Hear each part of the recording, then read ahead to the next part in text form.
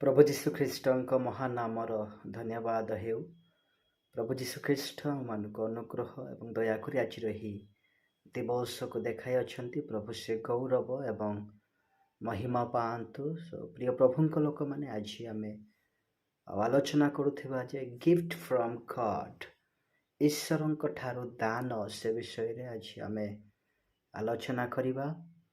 ପ୍ରିୟ ପ୍ରଭୁଙ୍କ ଲୋକମାନେ, ଆଉ ଯୀଶୁଖ୍ରୀଷ୍ଟ ବା ପରମେଶ୍ୱର ଈଶ୍ୱର ସେ ଧର୍ମମୟ ଅଟନ୍ତି, ସେ ପବିତ୍ର ପରମେଶ୍ୱର ଅଟନ୍ତି, ସେ ଧାର୍ମିକ ପରମେଶ୍ୱର ସେ ଅଟନ୍ତି ଏବଂ ସେ ଅନନ୍ତକାଳୀନ ପରମେଶ୍ୱର ଅଟନ୍ତି।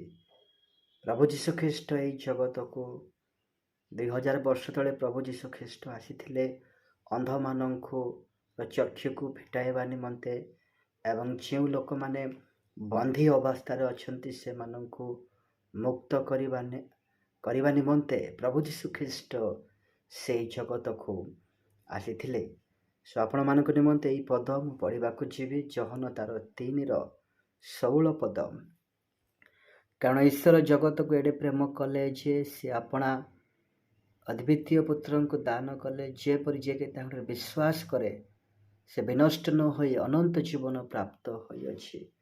ପ୍ରିୟ ପ୍ରଭୁଙ୍କ ଲୋକମାନେ, ଏଠାରେ ଆମେ ଦେଖୁଛୁ ଯେ ଈଶ୍ୱର ସେ ଆଉ ଜଗତକୁ ବା ଏଇ ଯେଉଁ ମାନବ ଜଗତକୁ, ଲୋକ ଜଗତକୁ ପ୍ରଭୁ ଯୀଶୁଖ୍ରୀଷ୍ଟ ପ୍ରେମ କରି ତାଙ୍କର ଏକମାତ୍ର ପୁତ୍ରଙ୍କୁ ସେ ଦେଇ ଅଛନ୍ତି।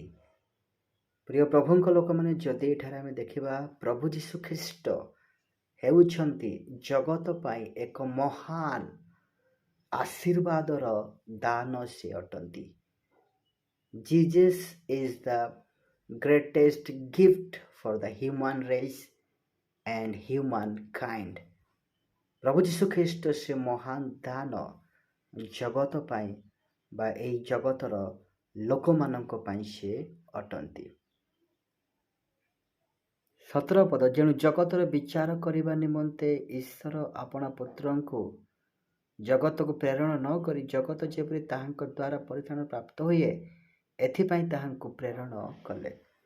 ପ୍ରଭୁ ଯୀଶୁଖ୍ରୀଷ୍ଟ ବା ଯୀଶୁଖ୍ରୀଷ୍ଟକୁ ପରମେଶ୍ୱର ଯେଉଁ ପ୍ରେରଣ କରିଅଛନ୍ତି, ପ୍ରିୟ ପ୍ରଭୁଙ୍କ ଲୋକମାନେ, ଯେପରିକି ଯୀଶୁଖ୍ରୀଷ୍ଟଙ୍କ ଦ୍ୱାରା ସମଗ୍ର ଜଗତର ଲୋକମାନେ ପରିତ୍ରାଣ ପାଇବେ, ଉଦ୍ଧାର ପାଇବେ, ମୁକ୍ତି ପାଇବେ, ଏଥିପାଇଁ ବୋଲିକି ପ୍ରଭୁ ଯୀଶୁଖ୍ରୀଷ୍ଟ ପରମେଶ୍ୱର ପ୍ରଭୁ ଯୀଶୁଖ୍ରୀଷ୍ଟଙ୍କୁ ଏହି ଜଗତକୁ ପ୍ରେରଣ କରିଅଛନ୍ତି।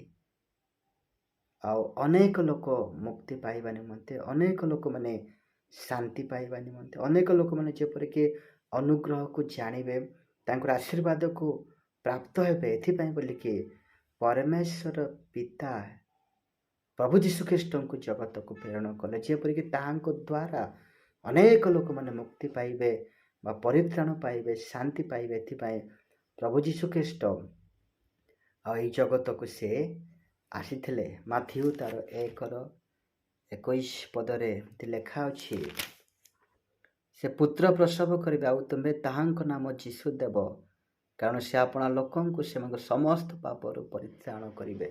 ପ୍ରଭୁ ଯୀଶୁଖ୍ରୀଷ୍ଟ ସେ ସମସ୍ତ ଲୋକଙ୍କୁ କ'ଣ କରିବେ? ପରିତ୍ରାଣ ଦେବେ। ପରିତ୍ରାଣର ଅର୍ଥ, ଯେଉଁ ଲୋକମାନେ କି ଅନ୍ଧକାରରେ ଅଛନ୍ତି ସେମାନଙ୍କୁ ଆଲୋକକୁ ଆଣିବେ, ଯେଉଁ ଲୋକମାନେ କି ବନ୍ଦୀ ଅବସ୍ଥାରେ ଅଛନ୍ତି ସେମାନଙ୍କୁ ମୁକ୍ତ କରିବେ, ଯେଉଁ ଲୋକମାନେ କି ଆତ୍ମାରେ ଭଗ୍ନ ହୋଇଅଛନ୍ତି ସେମାନଙ୍କୁ ଆଉ ଶାନ୍ତ କରିବା ନିମନ୍ତେ, କ୍ଳାନ୍ତ ଲୋକଙ୍କୁ ଶାନ୍ତ କରିବା ନିମନ୍ତେ ପ୍ରଭୁ ଯୀଶୁଖ୍ରୀଷ୍ଟ ଏହି ଜଗତକୁ ଆସିଥିଲେ। ପ୍ରଭୁ ଯୀଶୁଖ୍ରୀଷ୍ଟ ହେଉଛନ୍ତି ମହାନ ଦାନ। ଆମ୍ଭେମାନେ ବା ଆପଣମାନେ ହେଉଛନ୍ତି ସେଇ ଦାନକୁ ଆମେମାନେ ଗ୍ରହଣ କରିବା ଲୋକମାନେ। ଆମେମାନେ ସମସ୍ତେ ଆଶୀର୍ବାଦ ପାତ୍ର ପାତ୍ରୀମାନେ ଅଟୁ। ପ୍ରଭୁ ସମସ୍ତଙ୍କୁ ଆଶୀର୍ବାଦ କରନ୍ତୁ। ଆମେନ୍।